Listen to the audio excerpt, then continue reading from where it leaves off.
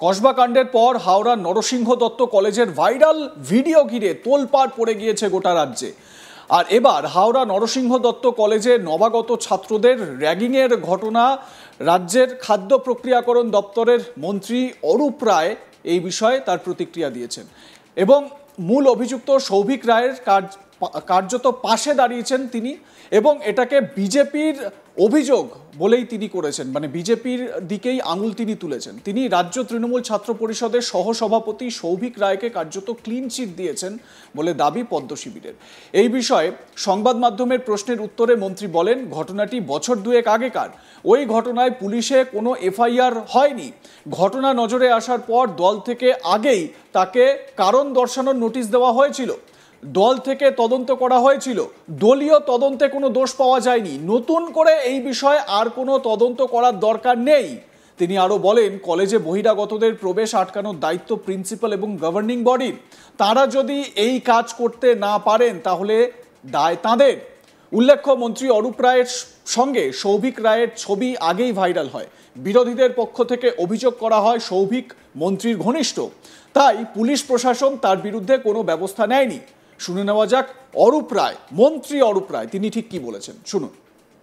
দেখুন, যে ঘটনাই ঘটে থাকুক, যদি কোনো ঘটনা মানে যেটা নিন্দা করার মতো, যেটা তার বিরুদ্ধে অবশ্যই এটা করা উচিত না, এটা হওয়া উচিত না। দ্বিতীয় কথা হচ্ছে, কি ঘটনা ঘটেছে এটা আমরা কেউ জানি না, এবং ঘটনার সত্যতা আমরা কেউ যাচাই করিনি।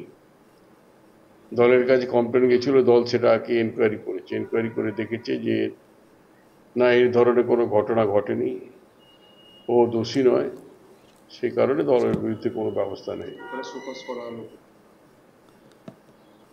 শোকজ তো করতেই, কারোর বিরুদ্ধে অভিযোগ হলে তাকে শোকজ করতেই পারে।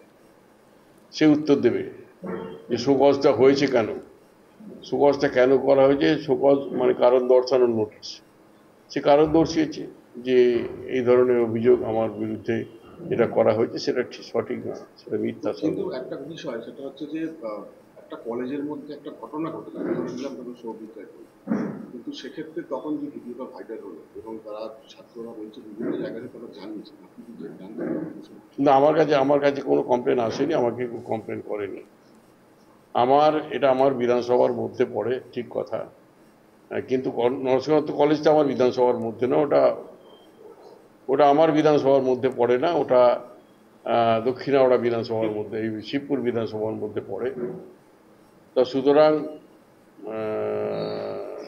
এটা আমার জানা কিছু নেই, এই ধরনের কোনো ঘটনা ঘটেছে বলে আমার কোনো জানা নেই। তবে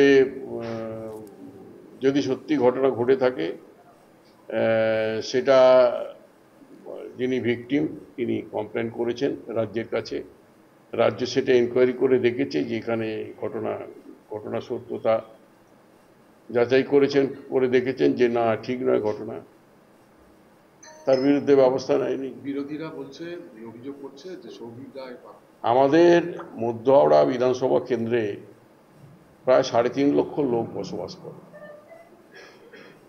তার মধ্যে 2,64,119 জন ভোটার আছে। তাদের সকলের সঙ্গে আমার সম্পর্ক ভালো, বেশিরভাগ মানে 75% যারা ভোটার তাদের সঙ্গে আমার সম্পর্ক ভালো। তা সুতরাং আমার সঙ্গে অনেকেরই ছবি আছে, কেউ পাশে এসে দাঁড়িয়ে এই যে আপনি আমার ইন্টারভিউ নিচ্ছেন, পাশে অনেকে দাঁড়িয়ে আছে, তাদের কারো ছবি উঠে গেল, তাদের মধ্যে কেউ অন্যায় করলো, তার জন্য কি আমি দায়ী? কলেজের প্রিন্সিপাল যেটা বলছেন, প্রিন্সিপালের কন্ট্রোল করা উচিত।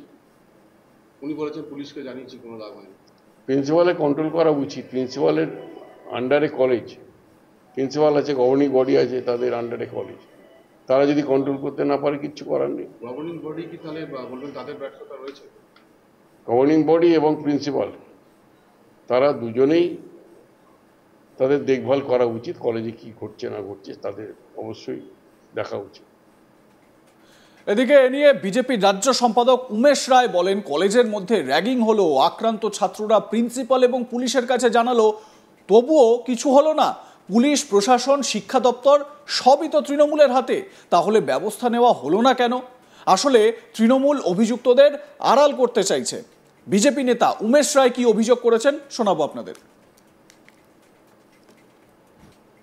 নার্সিং দত্ত কলেজ হোক বা সাউথ কলকাতা ল কলেজ, বিভিন্ন জায়গাতে যারা এইভাবে কলেজের প্রাক্তন স্টুডেন্টের নামে অত্যাচার করছে, রংবাজি করছে, এদের পিছনে কোনো না কোনো শীর্ষ নেতৃত্বের হাত আছে।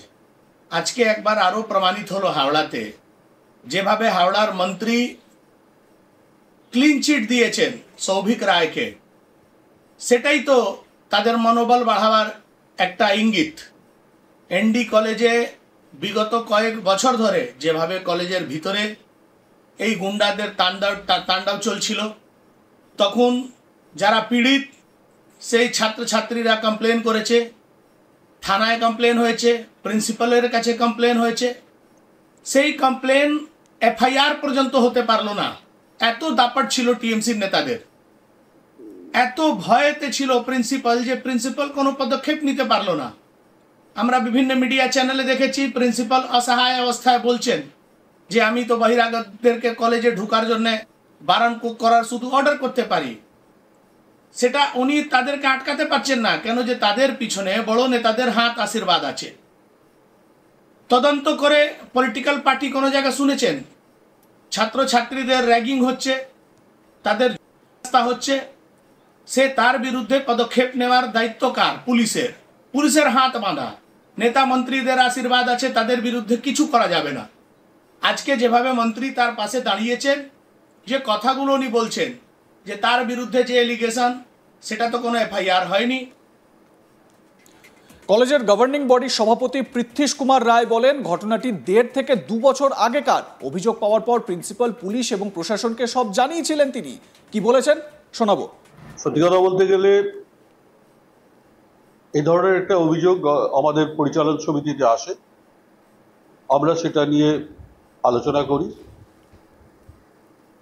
পরিচালন সমিতিতে সর্বসম্মতিক্রমে সিদ্ধান্ত হয় যে এই গোটা বিষয়টাকে আমরা নিন্দা করছি এবং কোনো ধরনের যে কোনো ধরনের যারা বিদায়ী ছাত্র, যারা পাস আউট ছাত্র যাদের বলা হয়, তারা যেন এই ক্যাম্পাসে, কলেজের ক্যাম্পাসের মধ্যে না ঢোকে।